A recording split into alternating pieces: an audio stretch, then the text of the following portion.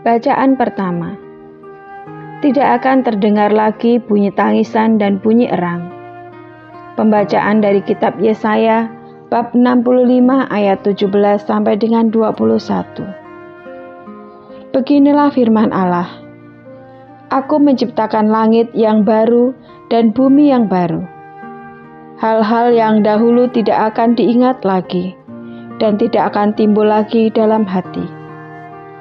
Bergiranglah dan bersorak-sorak untuk selama-lamanya atas apa yang kuciptakan.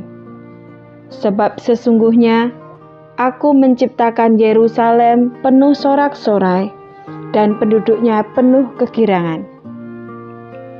Aku akan bersorak-sorai karena Yerusalem dan bergirang karena umatku. Di dalamnya tidak akan kedengaran lagi bunyi tangisan dan bunyi erang pun tidak. Di situ tak akan ada lagi bayi yang hidup beberapa hari atau orang tua yang tidak mencapai umur suntuk. Sebab siapa yang mati pada umur 100 tahun masih akan dianggap muda. Dan siapa yang tidak mencapai umur 100 tahun akan dianggap kena kutuk. Mereka akan mendirikan rumah-rumah dan mendiaminya juga. Mereka akan menanami kebun-kebun anggur dan memakan buahnya juga. Demikianlah sabda Tuhan. Syukur pada Allah. Bacaan Injil. Inilah Injil Yesus Kristus menurut Yohanes. Sekali peristiwa, Yesus berangkat dari Samaria dan pergi ke Galilea. Sebab ia sendiri telah bersaksi bahwa seorang nabi tidak dihormati di negerinya sendiri. Setelah Yesus tiba di Galilea, orang-orang Galilea pun menyambut dia, karena mereka telah melihat segala sesuatu yang dikerjakan Yesus di Yerusalem pada pesta itu. Sebab mereka sendiri pun turut ke pesta itu. Maka Yesus kembali lagi ke Kana di Galilea, di mana ia membuat air menjadi anggur. Dan di Kapernaum ada seorang pegawai istana yang anaknya sedang sakit.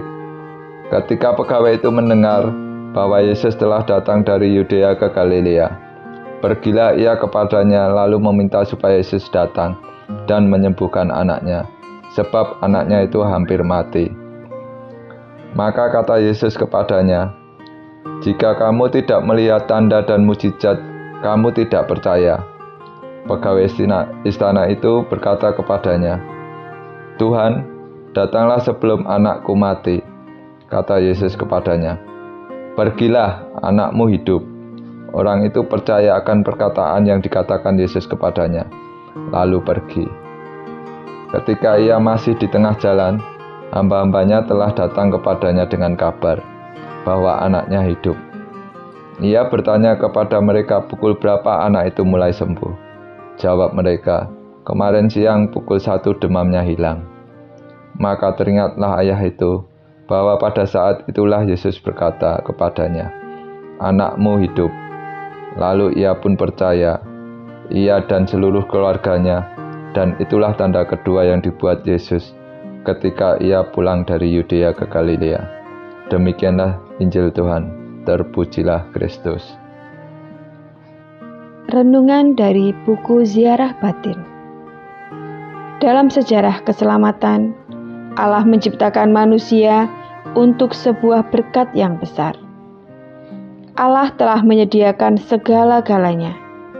Allah telah menganugerahkan dunia ini untuk dikelola dan mendatangkan sukacita dan damai sejahtera bagi hidup manusia. Namun manusia tidak pernah puas. Manusia menjadi rakus dan ingin menguasai segala-galanya.